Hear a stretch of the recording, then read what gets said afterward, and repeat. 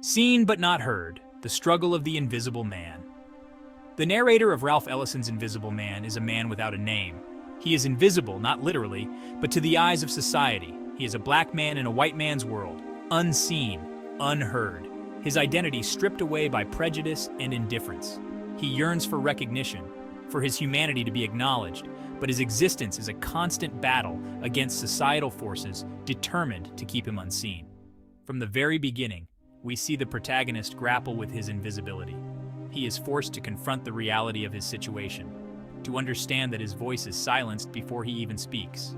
He is trapped in a world that refuses to see him, a world that only recognizes him through the lens of stereotypes and preconceived notions. His journey, then, becomes one of self-discovery, a quest to define himself on his own terms. Southern Dreams and the Weight of Expectation. The early chapters of the novel take us to the American South, where the protagonist comes of age. He is a bright and ambitious young man, instilled with a belief in the power of education and hard work. He dreams of a future where he can use his intellect and talents to uplift his people. He delivers a powerful speech at his high school graduation, earning him a scholarship to a prestigious black college. However, his optimism is quickly shattered. He is subjected to humiliation and degradation at the hands of wealthy white benefactors. He witnesses the deep-seated racism that permeates Southern society. This experience forces him to confront the harsh reality that his dreams are not his own. They are shaped by the expectations of a society that seeks to keep him in his place. The Illusion of Hope, Navigating the Labyrinth of Harlem. Disillusioned and seeking a fresh start, the protagonist travels north to Harlem. He arrives full of hope, believing that he has finally found a place where he can be himself. Harlem, with its vibrant culture and thriving black community, promises liberation and empowerment. He immerses himself in the energy of the city, eager to contribute to its intellectual and artistic ferment. However, the protagonist soon discovers that Harlem, too, is a place of illusions. He finds himself caught between the expectations of the white world and the complexities of the black community. He is drawn into the ideologies of various groups, each promising a path to black liberation. He joins the Brotherhood, a political organization that claims to fight for social justice. But even within this group, he finds his voice stifled, his individuality suppressed. The Brotherhood initially offers the protagonist a sense of purpose and belonging. He throws himself into his work, believing that he has finally found a way to make a difference.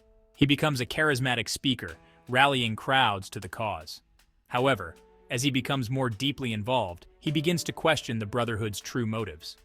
The Brotherhood, he realizes, is more interested in manipulating the black community for its own ends than in true liberation.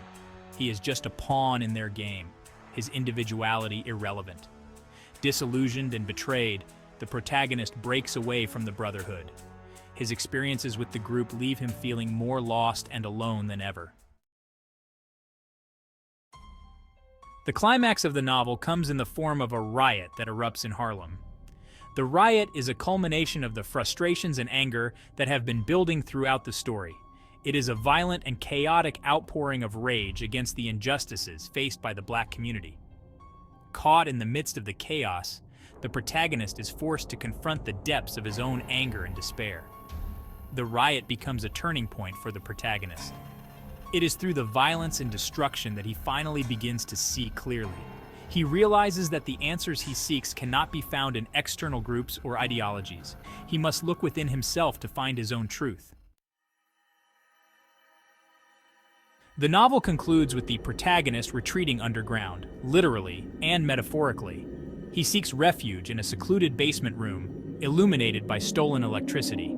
It is here, in the darkness and solitude, that he finally begins to understand himself.